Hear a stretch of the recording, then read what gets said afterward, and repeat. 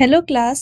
Last class में हम atom chapter में एटॉमिक स्पेक्ट्रा के बारे में पढ़ रहे थे एंड उस चैप्टर में हमने बाल्मर सीरीज के बारे में पढ़ा। उसके बाद हमने आगे की और सारी एटॉमिक स्पेक्ट्रा के बारे में पढ़ा एंड उस पार्ट को कंप्लीट कर लिया। आज की क्लास में हम पढ़ेंगे Bohr model of the hydrogen atom. तो अब इसके बारे में जानते हैं। The model of the atom proposed by Rutherford assumed that the atom consists of central nucleus and revolving electron in a stable, much like sun-planet system, which the model imitates. Okay, तो Rutherford के model में क्या था, हमने consider कर रखा था कि एटम में एक न्यूक्लियस है जहाँ पर सारा का सारा एटम का मास कंसंट्रेटेड है, बाकी पूरा का पूरा एटम खाली है एंड इलेक्ट्रॉन उसके चारों ओर रिवॉल्व कर रहे हैं किसी स्टेबल ऑर्बिट में, ठीक है, जैसे कि अर्थ रिवॉल्व कर रहा है around sun. However, there are some fundamental difference between two situation. लेकिन कुछ फंडामेंटल डिफरेंस है दो सिचुएशन में। कौन सी दो situation? Sun earth and nucleus electron. इन दोनों सिचुएशन में कुछ फंडामेंटल डिफरेंस है। पहला फंडामेंटल डिफरेंस तो यही है कि सन अर्थ एक दूसरे से ग्रेविटेशनल फोर्स के द्वारा अट्रैक्टेड है, वही न्यूक्लियस एंड इलेक्ट्रॉन एक दूसरे से कूलम लॉ ऑफ फोर्स के द्वारा एक दूसरे से अट्रैक्टेड है। अब ये दोनों फोर्स ही बहुत ज्यादा डिफरेंट होते हैं एक दूसरे से। We know that an object which move in a circle being constantly accelerated, हम जानते हैं कि कोई ऑब्जेक्ट जो सर्कल में मूव कर रहा होता है वो एक्सेलरेट हो रहा होता है कंटिन्यूअसली, और एक्सेलरेशन कैसा हो रहा होता है? सेंट्रीपिटल एक्सेलरेशन होता है। एंड हम जानते हैं कोई भी चीज अगर एक्सेलरेटेड है, कोई भी चार्ज पार्टिकल अगर एक्सेलरेटेड है तो वो अपने से एक रेडिएशन को एमिट करता है। सन एंड अर्थ कोई चार्ज पार्टिकल नहीं है, वो अगर एक सर्कुलर पाथ में रिवॉल्व भी कर रहे हैं तो कुछ एनर्जी को एमिट नहीं करेंगे। But nucleus and electron because charge particle हैं, तो इलेक्ट्रॉन सर्कुलर पाथ में रिवॉल्व कर रहा है एंड बिकॉज वो सर्कुलर पाथ में रिवॉल्व कर रहा है, इलेक्ट्रॉन के पास एक एक्सेलरेशन है, that is centripetal acceleration. And उस एक्सेलरेशन की वजह से इलेक्ट्रॉन्स को क्या करना चाहिए था? कंटिन्यूअसली अपने अंदर से इलेक्ट्रोमैग्नेटिक रेडिएशन को एमिट करना चाहिए था। एंड बिकॉज अगर इलेक्ट्रॉन कंटिन्यूअसली इलेक्ट्रोमैग्नेटिक रेडिएशन को एमिट कर रहा होता तो इलेक्ट्रॉन की एनर्जी डिक्रीज हो रही होती, एंड एनर्जी डिक्रीज होते होते क्या होना चाहिए था? एक दिन उसको अपना पाथ छोड़कर न्यूक्लियस में चले जाना चाहिए था। ओके, एंड सारा का सारा एटम कोलैप्स हो जाना चाहिए था। बट हम जानते हैं कि एटम्स एग्जिस्ट करते हैं, हम आप सभी जिंदा हैं, तो ऐसा तो नहीं होता है। बट रदरफोर्ड का जो मॉडल था वो इस चीज को एक्सप्लेन नहीं कर पा रहा था। Okay, accelerated charge particle emits radiation, ठीक है, किस फॉर्म में रेडिएट करते? इलेक्ट्रोमैग्नेटिक फॉर्म में रेडिएट करना चाहिए था। The energy of N accelerated electron should therefore continuously decrease, and because electron circular path में कंटिन्यूअसली घूम रहा है तो वो एनर्जी एमिट कर रहा होता, एंड बिकॉज वो एनर्जी एमिट कर रहा होता तो उससे एनर्जी क्या हो रही होती? कंटिन्यूअसली डिक्रीज हो रही होती। तो इलेक्ट्रॉन का जो पाथ होता वो सर्कुलर की जगह स्पाइरल होता, और एक दिन इलेक्ट्रॉन आके न्यूक्लियस में ही चला जाता, गिर जाता। तो electron would be spiral inwards and eventually fall into nucleus, और न्यूक्लियस में गिर जाना चाहिए था, बट ऐसा तो कुछ भी नहीं होता है। Thus, such an atom cannot be stable. इसका मतलब ये कि ऐसे एटम, जैसा रदरफोर्ड एक्सप्लेन कर रहे थे, ऐसे एटम तो स्टेबल होने ही नहीं चाहिए थे कभी भी। Further, according to classical electromagnetic theory, the frequency of electromagnetic wave emitted by revolving electron is equal to the frequency of revolution. And electromagnetic theory के according जो frequency है electromagnetic wave की emit होने की, वो ही इक्वल होती frequency electron की revolve होने की। As electrons spin inward, the angular velocity and hence frequency would change continuously. अगर इलेक्ट्रॉन अपने पाथ को छोड़कर न्यूक्लियस की ओर स्पिन करना शुरू कर दे रहा है तो उसकी एंगुलर वेलोसिटी और उसकी फ्रीक्वेंसी कंटिन्यूसली चेंज होनी चाहिए थी।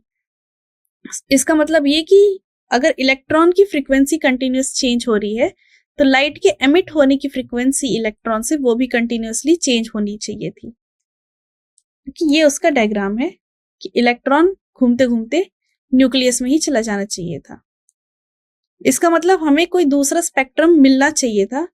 तो रदरफोर्ड इस चीज को एक्सप्लेन नहीं कर पाया था। रदरफोर्ड का जो मॉडल था वो इस आइडिया को एक्सप्लेन नहीं कर पा रहा था, इसलिए रदरफोर्ड का मॉडल यहाँ पर इस पॉइंट पे आके फेल हो जाता है इलेक्ट्रोमैग्नेटिक थ्योरी की वजह से। Exercise, according to the classical electromagnetic theory, calculate the initial frequency of light emitted by the electron revolving around a proton in a hydrogen atom. Electromagnetic theory से हमें कैलकुलेट करके दिखाना है initial frequency of light emitting, जो light emit हो रही होगी electron से अगर इलेक्ट्रॉन रिवॉल्व कर रहा है किसी प्रोटॉन के हाइड्रोजन एटम में, हमें फ्रीक्वेंसी कैलकुलेट करनी है। तो जैसा कि हमने प्रीवियस क्लास में जो क्वेश्चन किया था उसमें जाना कि जो हाइड्रोजन एटम होता है उसके पास अगर एनर्जी है 13.6 इलेक्ट्रॉन वोल्ट, ठीक है, तो रेडियस 5.3 इंटू 10⁻⁻11 मीटर हो जाता है एंड जो उसकी वेलोसिटी है वो हो जाती 2.2 इंटू 10⁻, ये माइनस नहीं होना चाहिए था, +6 मीटर पर सेकेंड हो जाती। ओके, तो अब हमें क्या करना है, फ्रीक्वेंसी कैलकुलेट करना है। क्या करना है, फ्रीक्वेंसी कैलकुलेट करना है। एंड फ्रीक्वेंसी हम कैसे कैलकुलेट करेंगे, हम इसमें रोटेशनल मोशन का यूज लेंगे। रोटेशन मोशन में हम जानते हैं कि जो वेलोसिटी होती है तो वो ओमेगा आर के इक्वल होती है। ओमेगा 2 पाई न्यू होता है आर। वेलोसिटी हमें पता है, रेडियस हमें पता है, 2 पाई एक कांस्टेंट है, तो हम क्या कर सकते हैं, फ्रीक्वेंसी कैलकुलेट कर सकते हैं। तो सिंपली हम क्या करेंगे, वैल्यूज डालेंगे एंड फ्रीक्वेंसी कैलकुलेट हो जाएगी। एंड फ्रीक्वेंसी आती है 6.6 इंटू 10⁻15 हर्ट्ज। ठीक है, तो क्लासिकल इलेक्ट्रोमैग्नेटिक थ्योरी से इतनी फ्रीक्वेंसी निकलनी चाहिए थी इलेक्ट्रॉन के अंदर से इनिशियली। ओके, इतनी फ्रीक्वेंसी की लाइट एमिट करनी चाहिए थी इलेक्ट्रॉन को इनिशियली। ये इसका करेक्ट आंसर है। तो आप देख सकते हो कि हम फ्रीक्वेंसी तक कैलकुलेट कर सकते हैं। तो जो रदरफोर्ड का मॉडल है वो इलेक्ट्रोमैग्नेटिक थ्योरी पे सेट नहीं हो रहा था, तो इस मॉडल को भी खारिज कर दिया जाता है। तो इसके बाद आ जाते हैं एक साइंटिस्ट जिनका नाम है नील बोहर, एंड वो अपना Bohr model of hydrogen atom देते हैं। ठीक है, the Niels Bohr who made certain modification in this model by adding the idea of new developing quantum hypothesis. तो रदरफोर्ड क्या करते हैं, नील बोहर क्या करते हैं, रदरफोर्ड के आइडिया में वो कहते हैं कि रदरफोर्ड ने सारी चीज तो गलत नहीं बोली है। रदरफोर्ड के एक्सपेरिमेंट में समझाया था कि सारा का सारा मास सेंटर में कंसंट्रेटेड है, इलेक्ट्रॉन उसके चारों ओर रिवॉल्व कर रहे हैं एंड ज्यादातर एटम एम्प्टी है। ये बिल्कुल करेक्ट आइडिया था, ये कोई गलत आइडिया नहीं था। तो नील बोहर इन आइडियाज को लेते हैं, क्वांटम हाइपोथेसिस जो डेवलप हो रहे थे साइड में, उस आइडिया को रदरफोर्ड के मॉडल में मिलाते हैं एंड बोहर मॉडल प्रेजेंट करते हैं। नील बोहर ने क्या किया था, रदरफोर्ड के मॉडल को बहुत महीने तक अच्छे तरीके से स्टडी किया एंड इस प्रॉब्लम को उनने समझा कि इलेक्ट्रोमैग्नेटिक थ्योरी के साथ क्यों नहीं वो मॉडल समझ पा रहा है।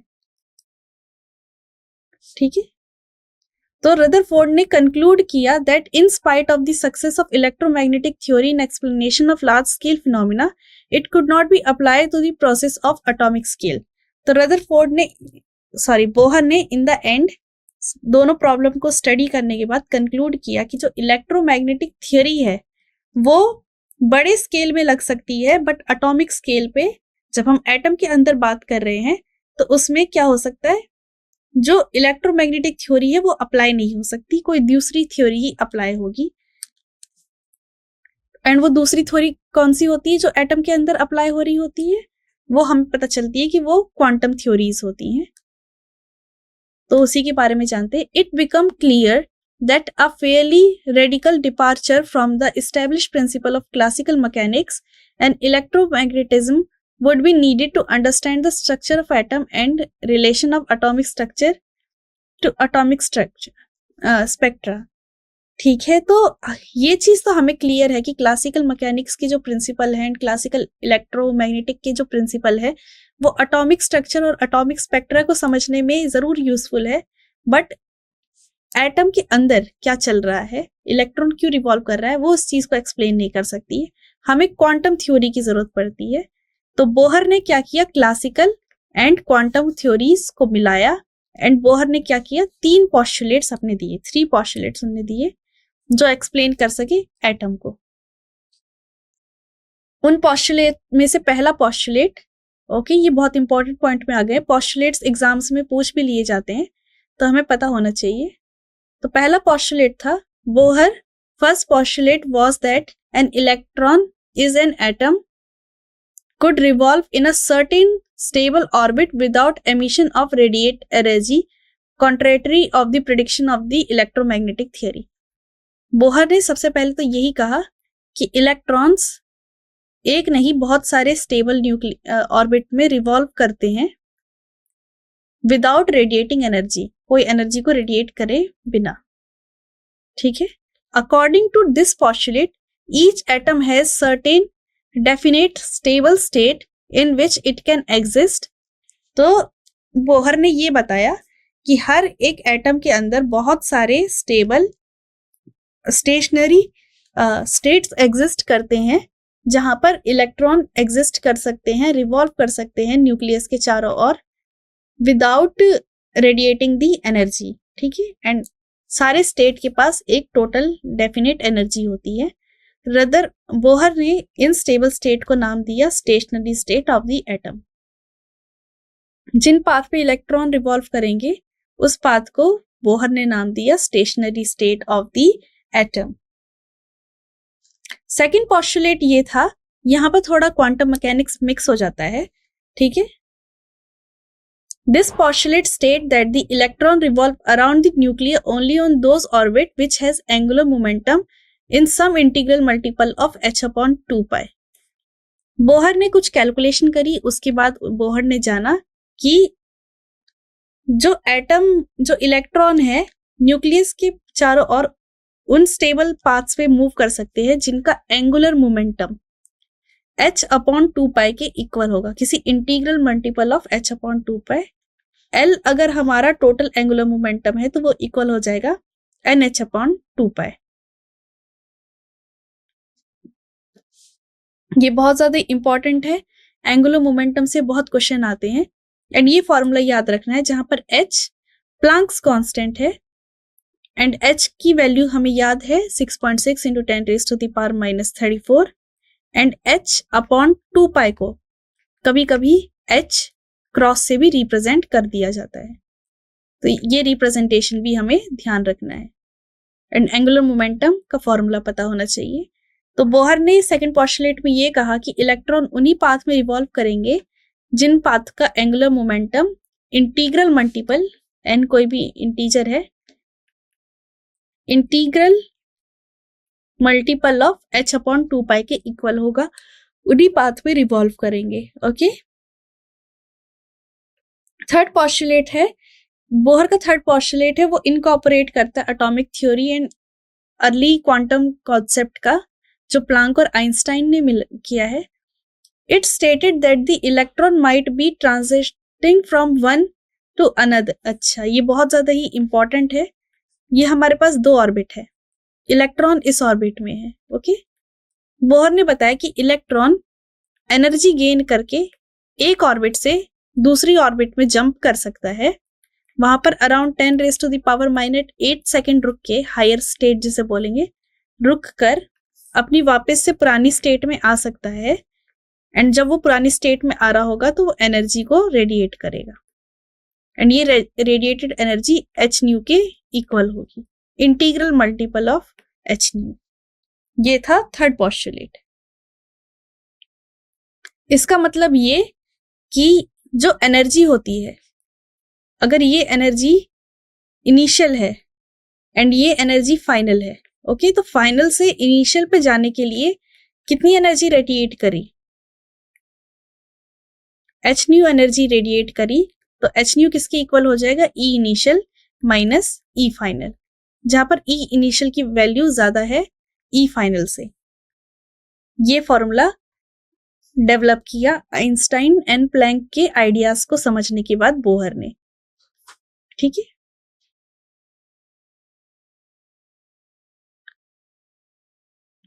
फॉर अ हाइड्रोजन एटम जो ये एक्सप्रेशन है H nu equals to H I minus H F gives the expression to determine the energy difference between energy state. Hydrogen atom के लिए एनर्जी डिफरेंस कैलकुलेट किया हमारे पास, क्योंकि हाइड्रोजन एटम के radius भी है, हमारे पास उसकी वेलोसिटी भी है। एंड इन सब चीजों के बाद जब हमने हाइड्रोजन एटम की कैलकुलेशन करी, ओके, तो रेडिएशन तो जो रेडियस का फॉर्मूला आता है वो इनकी टर्म्स में आता है। ये सारे के सारे फॉर्मूले इसका यूज करके रेडियस जो हमने कैलकुलेट किया उसका फॉर्मूला ये इस टर्म में निकल के आता है। ओके,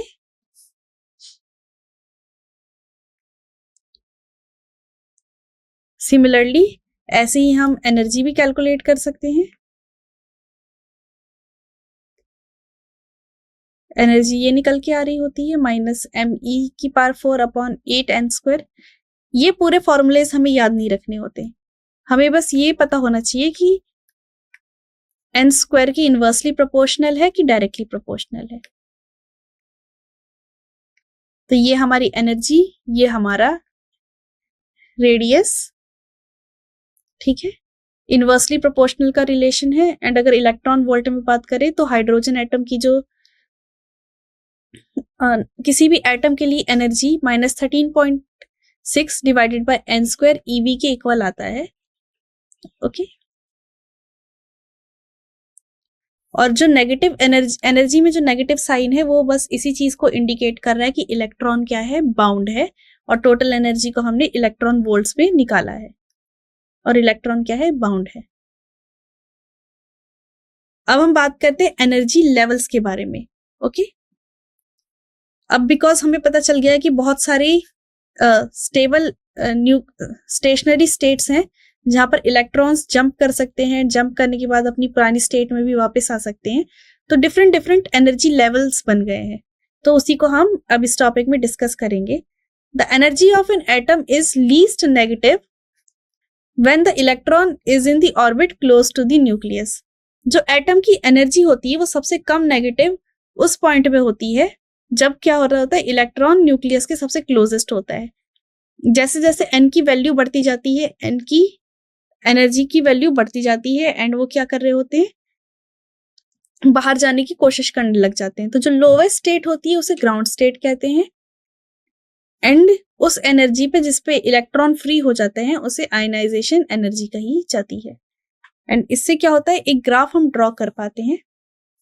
एनर्जी का फॉर्मूला क्या था, -13.6 डिवाइडेड बाय n²। अब n की डिफरेंट डिफरेंट वैल्यूज हमने लेते गए, एंड उससे हमने क्या किया, स्पेक्ट्रल लाइंस बनानी शुरू कर दी। तो n = 1 से लेकर n = 2 में आप देख रहे हो कितना बड़ा एनर्जी गैप है। फिर एनर्जी गैप्स क्या होते जा रहे हैं, कम पे कम होते जा रहे हैं। एनर्जी हम इलेक्ट्रॉन वोल्ट में कैलकुलेट कर रहे हैं, एंड आप n की डिफरेंट डिफरेंट वैल्यूज डालिए, यहाँ पर ये वैल्यू होती जाएगी। तो आप देख रहे हो कि n की नेगेटिव में सबसे बड़ी वैल्यू, सबसे छोटी वैल्यू, मतलब अगर लीस्ट वैल्यू की बात करें तो n = 1 पे है। उसके बाद वैल्यूज क्या होती जा रही है, बढ़ती ही जा रही है, एंड जब n की वैल्यू इन्फिनाइट हो जाएगी तब एनर्जी 0 हो जाएगा, एंड उसी पॉइंट को कहेंगे हम कौन सा, आयनाइज्ड स्टेट। ओके, n = 1 हमारा ग्राउंड स्टेट होगा, उसके ऊपर के जितने भी स्टेट होंगे उसको हम एक्साइटेड स्टेट बोलेंगे। n = इंफिनिटी पे हमें हमारा आयोनाइज्ड स्टेट मिल जाएगा जहां पर एनर्जी 0 हो जाएगी। n tends to infinity, energy tends to 0। और इसी ग्राफ को बोलते हैं एनर्जी लेवल डायग्राम। सो आज की क्लास में हमने Bohr model of hydrogen atom को पढ़ना स्टार्ट कर दिया, एंड हमारा जो लास्ट टॉपिक है इसमें हमने क्या किया, एनर्जी लेवल डायग्राम को पढ़ा। नेक्स्ट क्लास में हम एनर्जी लेवल डायग्राम से ही कंटिन्यू करेंगे inline spectra of hydrogen atom को पढ़ेंगे। तो आज की क्लास यहीं कंप्लीट होती है। Thank you.